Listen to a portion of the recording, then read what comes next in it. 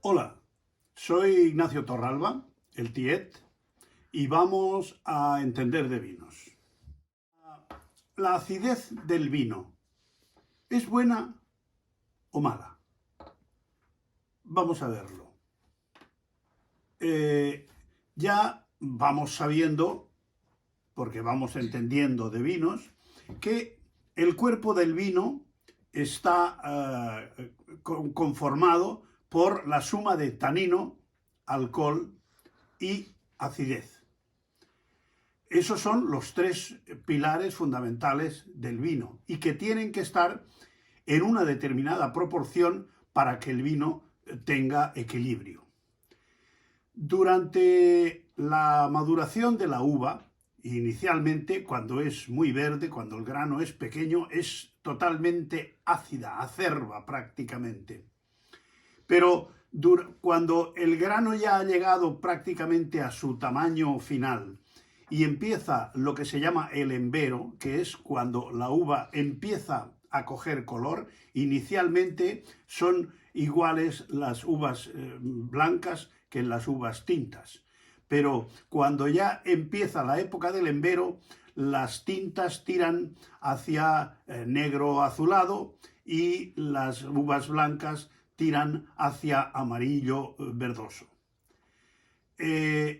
Durante este proceso, dentro de la uva, se va produciendo lo que se llama el embero, que en realidad es el principio de la maduración.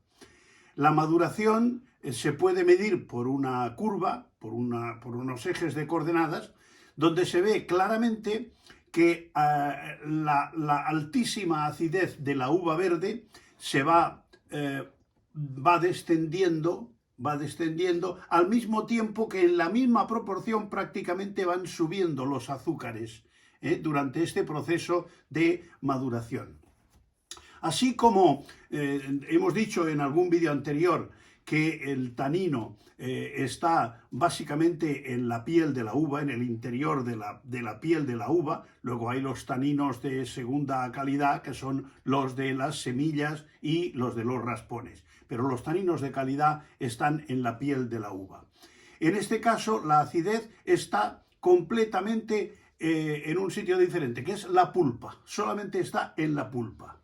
Entonces, se puede decir que la uva está para vendimiar cuando tiene un grado de maduración que se puede medir simplemente cogiendo un grano de uva, rompiéndolo y poniéndolo en un aparato como este, que es un refractómetro. Se rompe el grano de uva, se pone un poco de mosto aquí y se mira a través del refractómetro y nos dice los grados Brix que tiene ese mosto.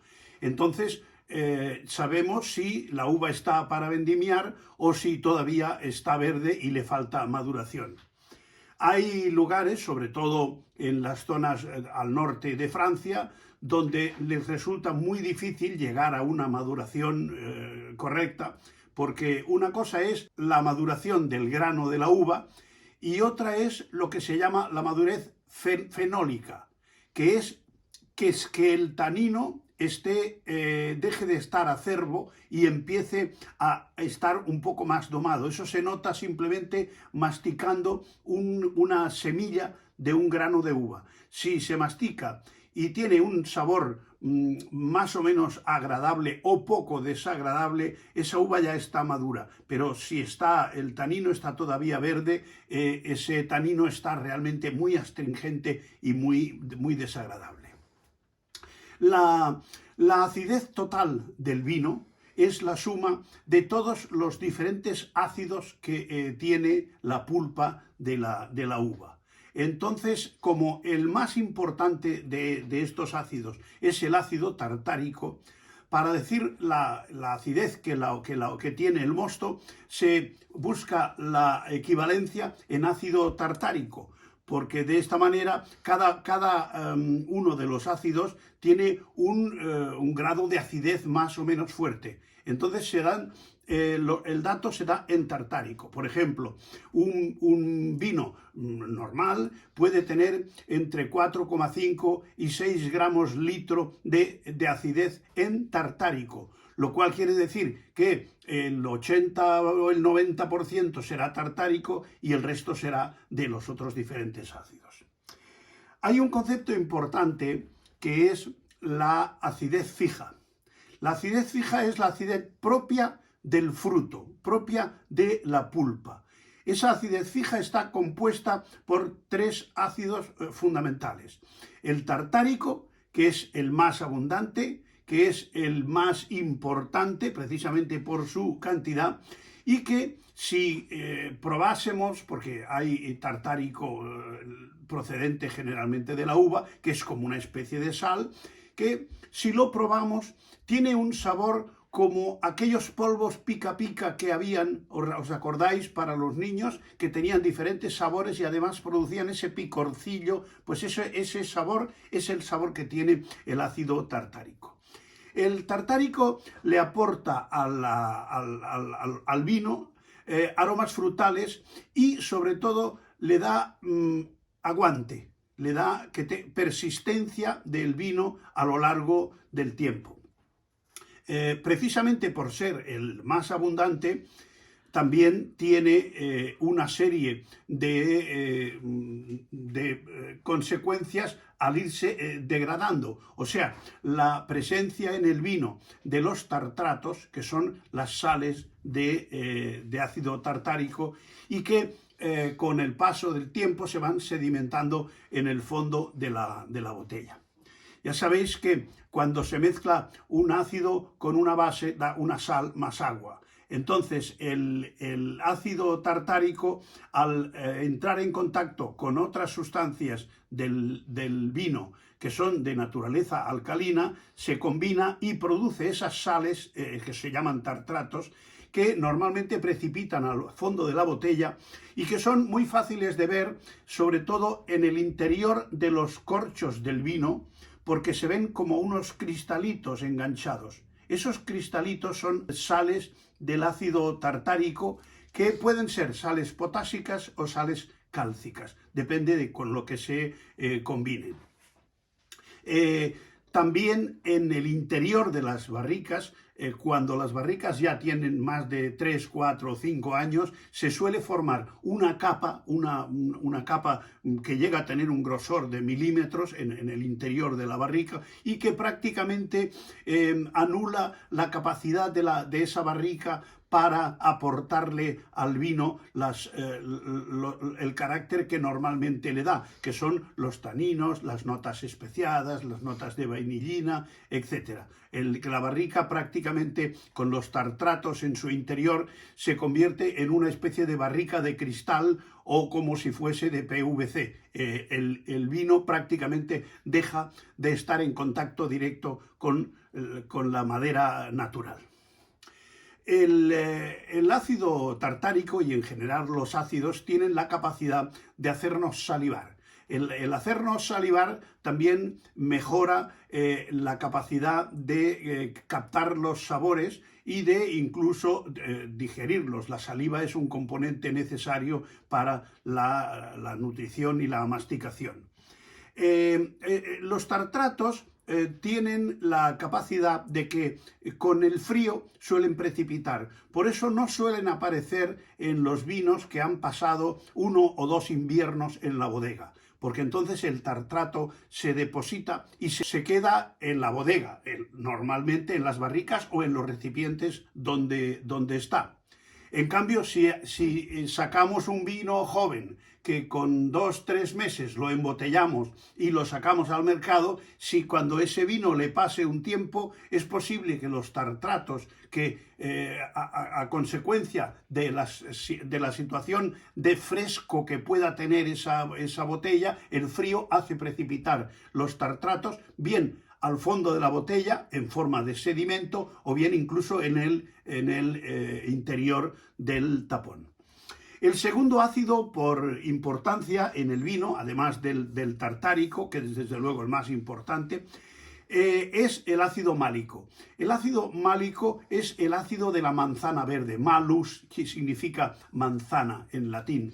Por lo tanto, es un ácido que todos conocemos. Hemos comido una manzana un poco verdosa y tiene esa acidez que la hace agradable. La acidez contribuye sobre todo a aportar al saborear los alimentos o los vinos, contribuye con frescura, da una sensación de frescura. Esa sensación de frescura es muy agradable en los vinos blancos y en los rosados. En cambio, el ácido málico no le hace tanto bien a los vinos tintos. Parece que chirría un poquito en combinación con los taninos del vino tinto. Y el tercer ácido en orden de importancia es el ácido cítrico. El ácido cítrico, ya sabéis, es el ácido del limón, de la naranja, de la lima. El ácido está en muchas frutas, sobre todo en las de la familia de los cítricos. Es el que hay menos cantidad. Y ahí tiene dos matices, tiene las notas aromáticas de la piel del limón, por un lado, y las notas ácidas y también aromáticas de la pulpa del limón. Estos tres ácidos, tartárico, málico y cítrico, la suma de estos tres ácidos es lo que se llama acidez fija del vino. Son los ácidos orgánicos naturales que se llaman. Entonces, esto es la acidez natural intrínseca del propio vino. Después de esos ácidos vienen los ácidos procedentes de la fermentación. De la fermentación, sobre todo, en la fermentación se produce el ácido acético. Sobre todo cuando la fase de la fermentación no es muy tumultuosa, porque cuando es tumultuosa, el propio anhídrido carbónico que va produciendo la fermentación hace que el vino tenga turbulencias y no esté quieto en la superficie. Y las bacterias que producen el ácido acético, que son las bacterias acéticas o también llamadas acetobacter, son de carácter aeróbico, o sea que necesitan presencia de oxígeno para hacer su trabajo.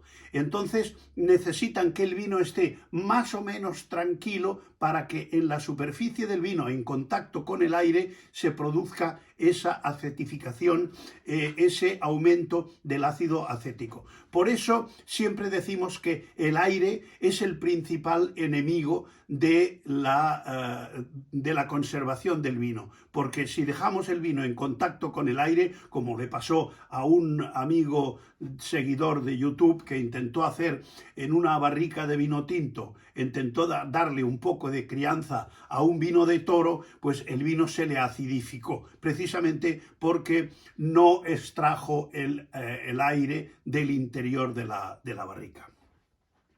En este proceso de la fermentación, la producción del ácido acético es más o menos cantidades muy pequeñas, porque si pasa de 1 gramo por litro ya se nota, entonces el vino se nota lo que se llama picado. Por lo tanto, es conveniente que se actúe con la mayor prudencia posible para que la cantidad de ácido acético que se produce durante la fermentación no pase de 1 gramo por litro, quede lo más baja posible.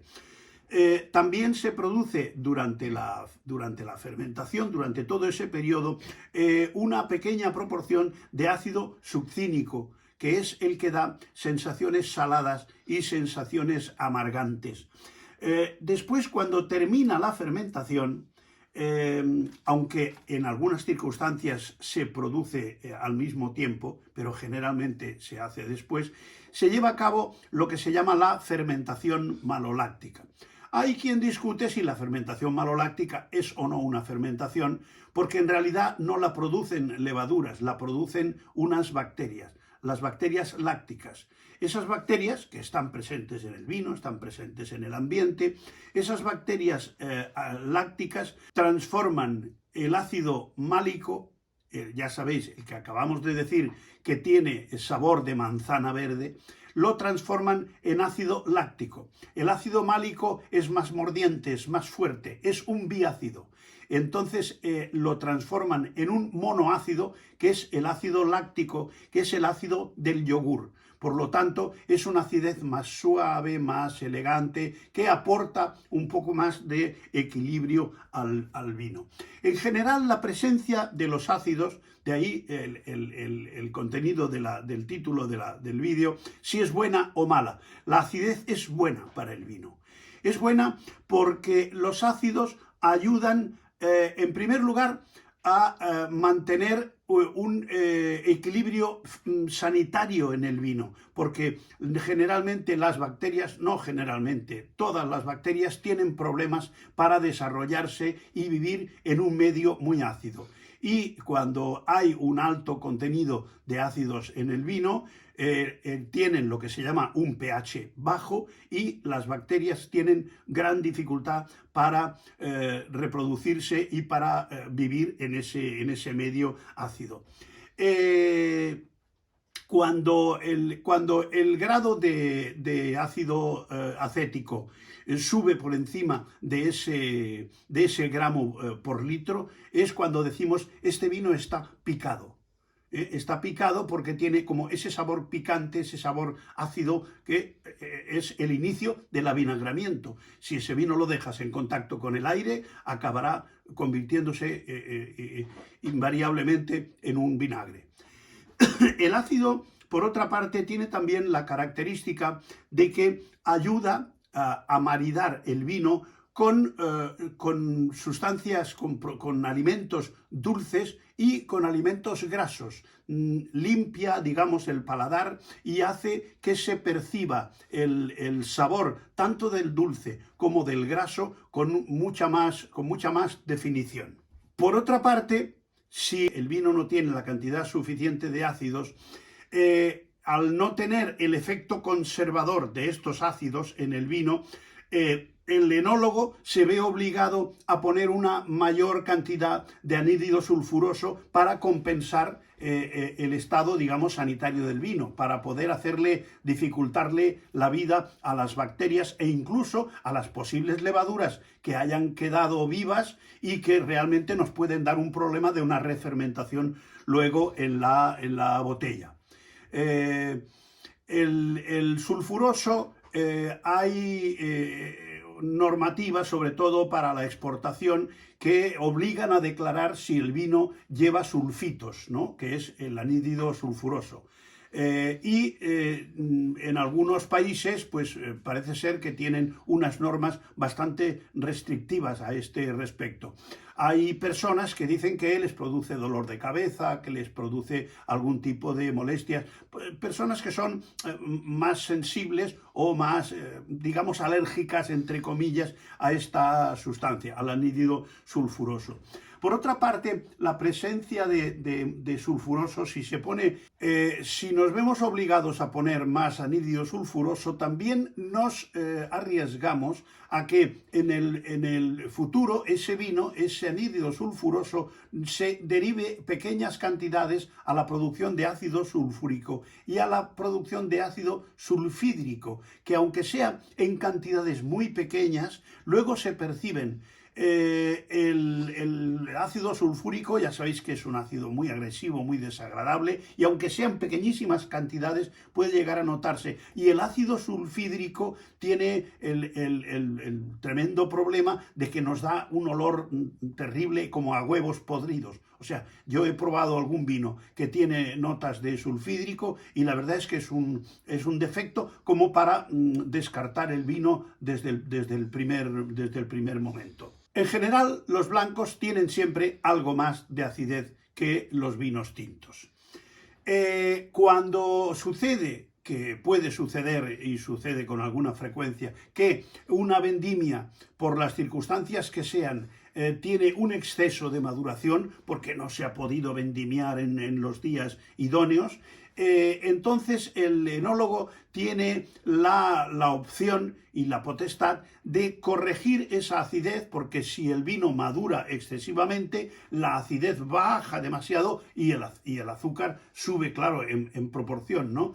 Pero cuando baja esa acidez, el vino nos queda desequilibrado. Entonces el enólogo se ve obligado a añadir un ácido. ¿Qué ácido puede añadir? Pues el ácido más importante del vino, el ácido tartárico. Entonces, con ácido tartárico procedente también de la uva, o sea, es un ácido completamente natural, pero claro, es un ácido añadido, se le añade al mosto para que mantenga su nivel de acidez adecuado.